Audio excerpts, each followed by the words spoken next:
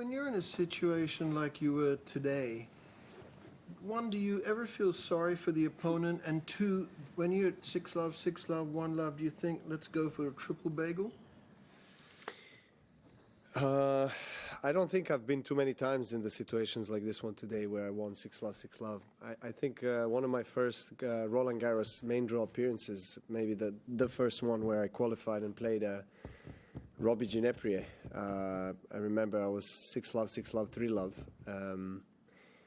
And the tension in the third set, you know, it was so big, you know, whether he's going to win a game or not, and crowd wanted him to win the game and be in the match. So I almost felt like, you know, it's good to give away the game, you know, just to be able to reset and refocus, you know, because the tension is growing as you know, more match progresses without him winning a game. I think, you know, of course it's tough for him, but also for me to be able to kind of not think about that, not think about the triple bagel, you know. So yeah, I was happy that got that out of the way, you know, won all third set, and then, you know, kind of focused on what I need to do to close out the match. But yeah, I mean, I think I've played really well overall, especially the first two sets. Didn't really want to give him anything, any presence from the baseline. Just made him work for his service games. On my service games, I think I got at least 1 or 2 free points every service game with my serve. That served me very well. You know, I think I have 15 plus aces, and you know, whenever I needed to come up with a big serve, I did. Also quite high first serve percentage. So just very clean overall performance against the always a tricky opponent who, you know, plays a kind of a cat and mouse type of tennis, you know, just has very flat backhand, uses his talent and his touch very well, puts you in a very uncomfortable position on the court, you know, makes you work for your shots, and very unorthodox player. So I prepared myself very well and executed perfectly. Hey Novak. So you started the tournament pretty slowly, and you're seemingly getting closer and closer to the form that's fetched you 10 titles over here. Could you give us a status update on that and how it's going to look like from here on? Well, I mean, the last two matches have been much better than the first two. It's not the first time that I have this kind of particular circumstances where I start off slower and then I build as the tournament goes on. So, you know, today was the best day in terms of tennis, the way I felt on the court. So, you know, I'm really excited to enter the second week, and I look forward to battles because, you know, obviously the opponents are higher ranked. Play Tsitsipas or Fritz, you know.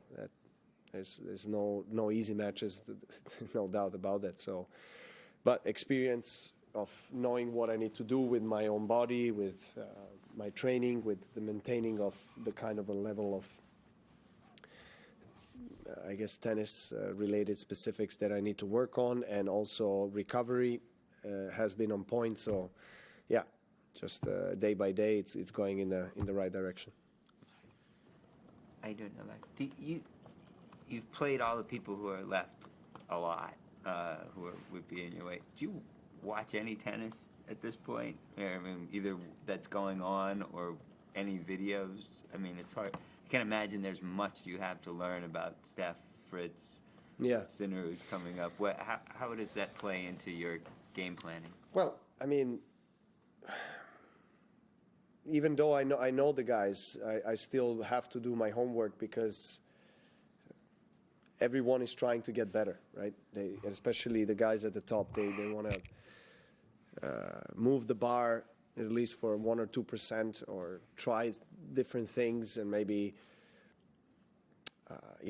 disguise their flaws in the game and improve them so they're not as exposed in these certain shots.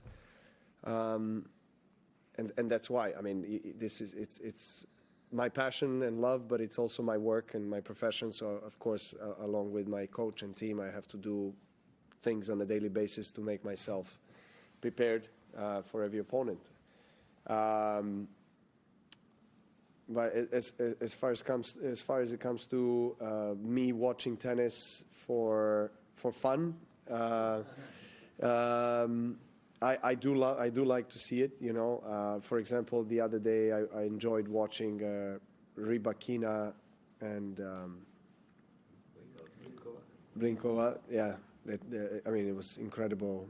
One of the most exciting super tie breaks ever that we have seen. So, and of course, I watched the other men's matches. You know, the big rivals, how they're doing. You know, how they're playing, how they're. You know, of course, we all have an eye on each other. It's no secret. You know, in the evenings when you are kind of winding down, you switch on a TV and you watch some exciting matches, and of course. There's less and less matches, and you know exactly when they're played. So of course you want to tune in and check out a few games or a set or whatever. It just depends, you know. Of course, I have a closer look to my section or part of the draw or my next opponent than I would in maybe the other side. Novak, when it comes to these sort of games, you know, 6-love, 6-love, first two sets. I know it sounds weird, but is there sort of a sense of boredom, I guess? Is it a way to sort of motivate you, or is it just about the majors, breaking records, or is there something deeper that lies that, helps motivate you? Because obviously, at your age, is there something else, like I said, that motivates you? Yeah, I mean, there are a few things. Obviously, still, of course, winning majors and breaking records and being at the top of the game is something that is always an objective and a goal, no doubt. Also love for the game. I really love competing. I'm very passionate about it. I bring in a lot of energy, a lot of enthusiasm in the practice weeks, trying to build my form to be ready to compete with the best tennis players in the world. Being separated from the family hurts me more and more. Yeah, that's the part that I struggle with more now. So I try to balance things out with working with my schedule in such way and calendar that is suitable to me. And now, I think I earned my right to choose what kind of tournaments I want to play. And of course, Grand Slams being the biggest ones, the pillars, the priority on the schedule list. But I love the thrill of facing a break point or having a break point, or just those kind of emotions are still awakening something that is very deep. And so I try to not take these moments for granted, because I don't know how long it's going to last. I mean, it depends on different things, but I'm still here. I'm still enjoying myself. Of course, some days more, some days less. But Grand Slams are Grand Slams, and there's not much additional motivation that you need other than being part of the most historic tournaments. Last two there. Congratulations on the win, Novak. Thank you. Obviously, last couple of questions, I was going to ask something similar, but you're obviously motivated to break records and win as many slams as possible. Do you have a plan on, like a retirement plan? Do you plan on going out as number one still, or will you retire when you feel like your game is just dipping a little bit? I actually talked about it a few times the last year or so, that I feel while being number one and still on top of the game, I don't feel like leaving tennis in that position. I feel like I want to keep on going, and then when I feel that I am not able to compete at the highest level with the guys and be a contender for a Grand Slam title, then I'll probably consider going into retirement.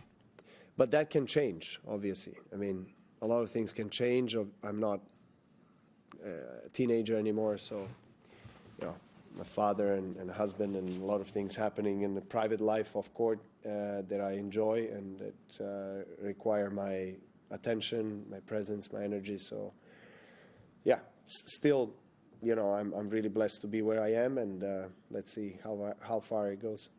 Last one. Novak, considering all the records that you've broken, are you now enjoying tennis more than ever?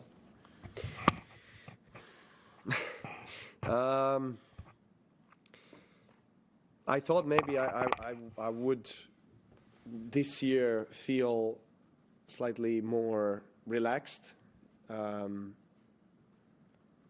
lack of better term, or maybe less tension, less stress on practice sessions, on matches, but it's not. It's actually, it is as it always was, a very high intensity, and you can see it even today. I mean, I was 6-love, 2-love up, and it was a long game, and I was like, you know, going on with discussions, heated discussions with my box, and I just, yeah, I always look for the best performance for myself, and so I put a lot of effort every single day into making it happen, and when it doesn't happen, I'm frustrated, and so yeah, so it's still there, that the fire is still burning, and I think that's what allowed me to be where I am and achieve the things that I have achieved. Part of me, of course, is enjoying the process. Otherwise, I wouldn't be playing, because in the end of the day, it's not. I'm not, you know, playing anymore because I need more money or because I need more points or whatever. I just want to play, and I really enjoy the competition. So the drive is there, and that's the most important thing an athlete should always have and nurture. I don't think I'll be able to, while still competing, to be able to really kind of nonchalantly go out on the court and just have fun with it. It's just not me. I just, yeah, fierce competitor, and as many guys out there. So, yeah, that's kind of my style.